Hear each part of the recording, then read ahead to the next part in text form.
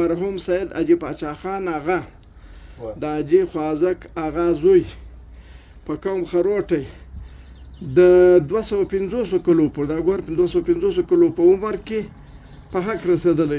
السلام علیکم قدرمنو. د مور قبر ته راغلی یم، د مورکۍ قبر ته راغلی یم. د خروټ آباد ایدره ده، مغربي بایپاس خروټ آباد پښتون باغ غټه ایدره ده. دا ایدره بیخي په یو 100 ایکړه به وي دا ایدره. زما د مورکۍ قبر دغه دی، دا مخامخ ګور دا ونه په ولاړه ده، دا ونه نه ده، دا توت دی، تر دې لاندې دغه دی ګور دا زما د مور قبر دی. نو له دې قبر سره سم دستي هغه د مور قبر دی، د دې سره دغه دی بل زیارت دی. په دا زیارت لیکلی دی دا سړی د 250 کلو څو کلو دا یو وخت مثال چا ویل چې د 250 کلو ما زړه ته نه ولیدو. هغه بیا د دو زوی ماته وویل چې موږ بابا ولو دلته مړ سولو، دلته راغی مړ سولو له هلمند راغی. هغه دغه قبر ده، دا موږ شاته پیدا کړو، نن ما پیدا کړو. دا زما د مور سره قبر بیخي نږدې دی، په دا وجه ویډیو جوړوم. نو 250 کلو دی که نه دی موږ په هغه نه خبر، الله خبر دی، دنیا خبر ده. خلک دغه وایي د ده په قبر هم لیکلي دا 250 کلو دی. درځئ ورځو دا زیارت دی، دغه زیارت دی درته دا دغه زیارت دی. زه دغه لوحه هم دا دی، دا زیارت دی، دا دی ګوره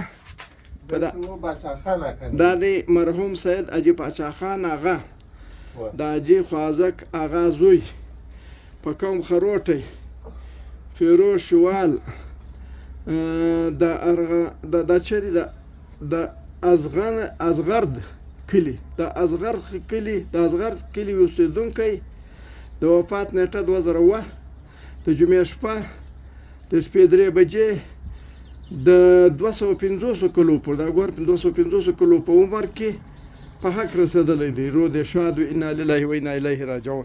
د ده په باره کې ته څه دغه لرې، څه معلومات لري؟ تا څه خلکو څه ویل؟ ما ته زه په هلمند کې یو وخت وم، بیا به دا مثال دغه په هلمند کې ولې دی خو په هلمند کې وم نو بیا ده ما ته د خلکو د ده بیان کول د ویل چې دا په یو وخت کې BBC مثال د ده په عقله تبصره وکړه چې دا سړی د 250 کلو ده.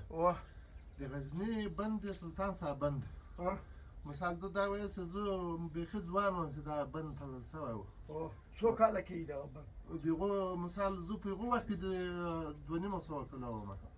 څنګه په هغه وخت کې 250 کلو؟ په هغه وخت کې د 200 کلو وم. نو ګوره چې بیا څه عمر وتلی دغه ځای د موږ نه ده په یاد. ده خپله ویل؟ ده خپله ویلي و چې ما هغه وخت کې مثال په یاد کېږي زه 2 کلو وم. نو بیا دغه د هلمند خلکو ما ته ویل ورې موږ انډیوالان وو، مثال ډېر ښه انډیوالان، دغه خبر ما نه منله.